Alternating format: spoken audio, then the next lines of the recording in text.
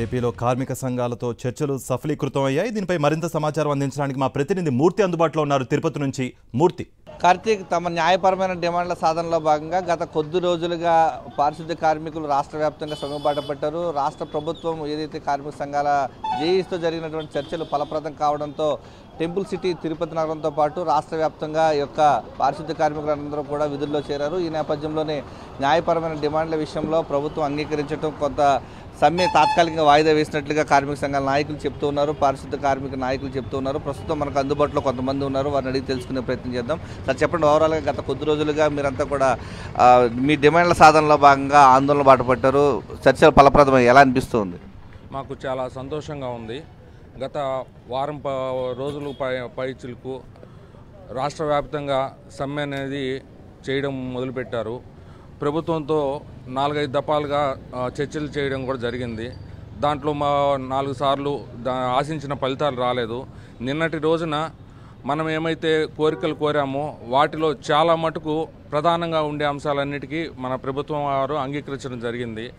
దాంట్లో ముఖ్యంగా మేము విజయం అనుకున్నది ఏమంటే, పారిశుద్ధ్య కార్మికులకి ఇదివరకైతే ఏమైతే 15,000 జీతము, 6,000 రూపాయల జగనన్న ప్రభుత్వం ఇచ్చిన అలవెన్స్ ఏదైతే ఉందో దాన్ని జీతం రూపంలో మా ప్రభుత్వం అయితే ఇప్పుడు ఉంది, వచ్చే ప్రభుత్వం ఇస్తుందో లేదో మీకు ఇది చేస్తామని చెప్పని మొత్తం జీతం రూపంలో ఇవ్వడం జరిగింది. ఇది మాకు దక్కిన అతిపెద్ద విజయంగా మేము భావిస్తూ ఉన్నాము. రాబోయే రోజుల్లో పీఆర్సీ వచ్చినప్పుడు మాకు ఈ జీతం మీద పెరిగే అవకాశం అధికంగా ఉంటుంది. ఏ ప్రభుత్వం వచ్చినా కానీ ఈ జీతం పైన పెంచేదానికి ముఖ్యంగా ఇది దోహదపడుతుందని చెప్పని మేము ఆశిస్తున్నాము.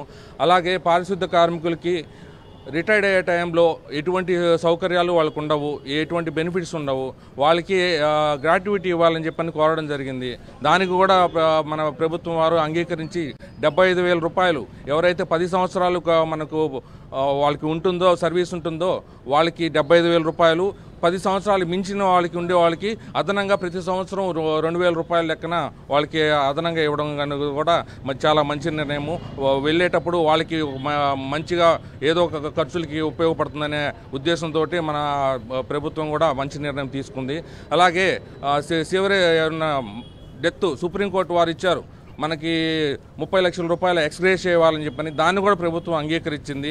దానికి కూడా మాకు చాలా సంతోషంగా ఉంది. ఇదివరకు మాకు తిరుపతిలో కూడా అనుకోని సంఘటన జరిగింది. మా కార్మికులు అనుకోని విధంగా యూడీసీ కార్మికులు మరణించడం జరిగింది. వారికి కూడా మన ప్రభుత్వం అప్పటికి మన సుప్రీంకోర్టు నుంచి రాకపోయినా కానీ మన ఎమ్మెల్యే గారు ఇక్కడైతే భూమన కరుణాకర్ రెడ్డి గారు వారు ముందుగానే చొరవ తీసుకునేసి వారికి కావాల్సిన అప్పట్లోనే 30 లక్షల రూపాయలు వాళ్ళకి అందించడం జరిగింది. దానికి కూడా మేము చాలా సంతోషించాము. వాళ్ళ కుటుంబాలకి ఉద్యోగాలు కానీ, వాళ్ళ పిల్లలకి చదువులకు కానీ అన్నిటికీ హామీ ఇచ్చి ఇప్పటికీ నెరవేరుస్తున్నారు. దాన్ని మా కార్మికులు ఎప్పుడూ మనసులో పెట్టుకొని ఉంటారు. అలాగే ఎవరన్నా కార్మికులు చనిపోతే ఇదివరకు 15,000 రూపాయలు ఏమైతే ఉందో దాన్ని ఈరోజు 20,000 రూపాయలు చేశారు. పర్మనెంట్ కార్మికులకి కూడా 20,000 రూపాయలు అదేవిధంగా మీకు కూడా ఇస్తాము అని చెప్పని దానికి కూడా ఇవ్వడం జరిగింది. మా గత వారం రోజులుగా సమ్మెలో ఉన్నా కానీ ఇక్కడ మనకు అతి ప్రధానంగా మేము నాయకులుగా కానీ వర్కర్లుగా కానీ ఎలా ఉన్నా కానీ మా తిరుపతికి చెడ్డ పేరు రాకూడదనే ఉద్దేశంతో ఇక్కడ యాత్రికులు వచ్చేది రకరకాల దేశాల నుంచి, ఊర్ల నుంచి ఇక్కడ యాత్రికులు వస్తారు. మా తిరుపతికి ఎలాంటి చెడ్డ పేరు రాకూడదని చెప్పని మేము కూడా ఆలోచించాము. దానికి కూడా మేయర్ గారు, ఎమ్మెల్యే గారు, మన అధికారులు, కమిషనర్ గారు కానీ, హెల్త్ ఆఫీసర్ గారు కానీ, డిప్యూటీ కమిషనర్ కానీ వాళ్ళతో కూడా కూర్చొని చర్చించడం జరిగింది.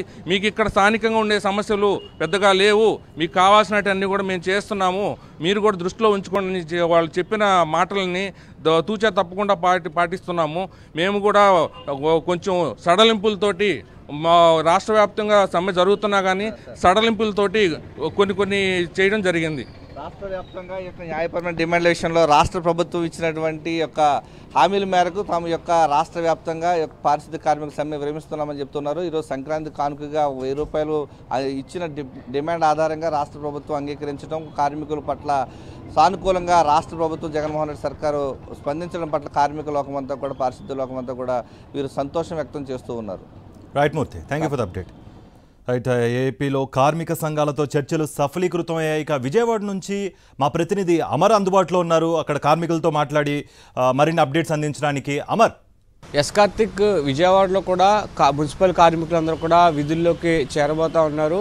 నిన్న రాత్రి మున్సిపల్ శాఖ మంత్రి బొత్స సత్యనారాయణతో కార్మిక సంఘాలన్నీ కూడా చర్చలు జరిపాయి. విజయవాడే కాదు రాష్ట్ర వ్యాప్తంగా అన్ని ప్రాంతాల్లో ఉన్నటువంటి కార్మికులందరూ కూడా కొన్ని డిమాండ్లతో కూడినటువంటి అంశాన్ని ప్రస్తావించగా రాష్ట్ర ప్రభుత్వం సానుకూలంగా వారి పట్ల స్పందించింది. వారు అడుగుతున్నటువంటి వేతనంతో పాటుగా ఎక్స్గ్రేషియా కావచ్చు, ఇతర అంశాలకు సంబంధించి కూడా ప్రభుత్వం సానుకూలంగా చర్చించి సంప్రదింపులు జరపడంతో ప్రభుత్వం ఇప్పటికే వారి పట్ల సానుకూలంగా ఉన్న నేపథ్యంలో వారందరికీ కూడా వారి కోరికలైతే తీర్చిన పరిస్థితి ఉంది. దీనికి సంబంధించి మున్సిపల్ కార్మికులకు సంబంధించినటువంటి నాయకులందరూ కూడా మున్సిపల్ శాఖ మంత్రి బొత్స సత్యనారాయణతో భేటీ అయి విధుల్లోకి ఈరోజు వస్తామని చెప్పిన నేపథ్యంలో మరి కాసేపట్లోనే రాష్ట్ర వ్యాప్తంగా విధులకు హాజరు కానున్నారు. దీనికి సంబంధించి ఇప్పటికే చాలా రోజుల నుంచి వాళ్ళు సమ్మెలో ఉండడంతో అటు విఎంసీ కావచ్చు, ఇతర ప్రాంతాలు కావచ్చు ప్రత్యామ్నాయ ఏర్పాటు కూడా చేసింది. దీనికి సంబంధించి విజయవాడ వ్యాప్తంగా ఉన్నటువంటి దాదాపుగా ప్రధాన రహదారులు కూడా ఎక్కడ కూడా చెత్త లేని పరిస్థితి అయితే ఉంది.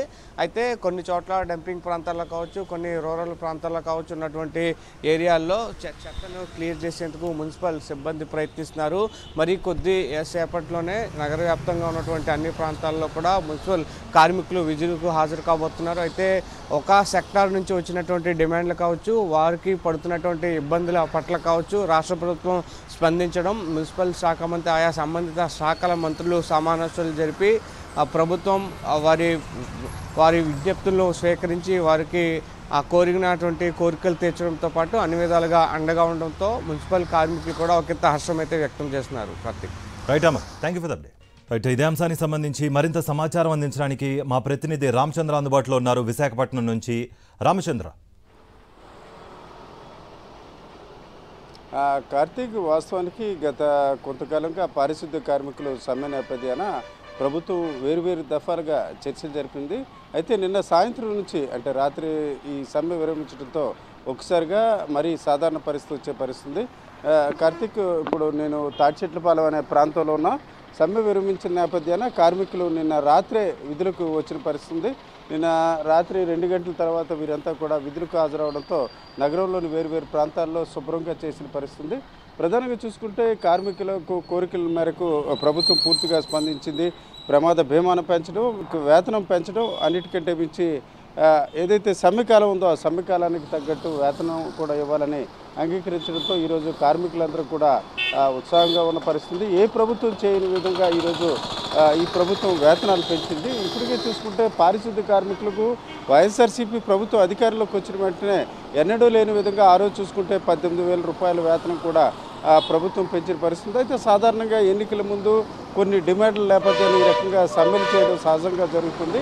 ఆ క్రమంలో సమ్మెలు చేసిన నేపథ్యాన వారందరూ కూడా సానుకూలంగా ఉండే రీతిన ఈరోజు ప్రభుత్వం అంగీకరించడంతో వేతనం పెంచడమే కాకుండా వారికి బీమా పెంచడం, అన్నిటికంటే మించి ఈ పండుగ నేపథ్యాన 1000 రూపాయలు ఇవ్వడమే కాకుండా ఏదైతే ఈ సమ్మె కాలానికి సంబంధించిన వేతనం కూడా ఇవ్వాలని ప్రభుత్వం డిమాండ్లు నెరవేర్చడంతో వీరందరూ కూడా ఆసక్తిగా విధులకు హాజరవుతున్నారు. ఇప్పుడు నేను తాటిచెట్లపాలెంలో ఉన్న పరిస్థితి.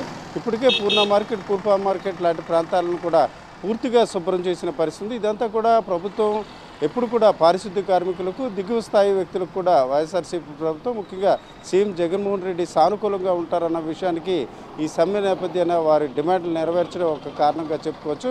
మొత్తానికి నిన్న మొన్నటి వరకు అపరిశుభ్రంగా ఉన్న విశాఖ వీధులు ప్రస్తుతానికి శుభ్రంగా మారుతున్న వాతావరణం మనం గమనించవచ్చు. Right Ramachandra, thank you for the update.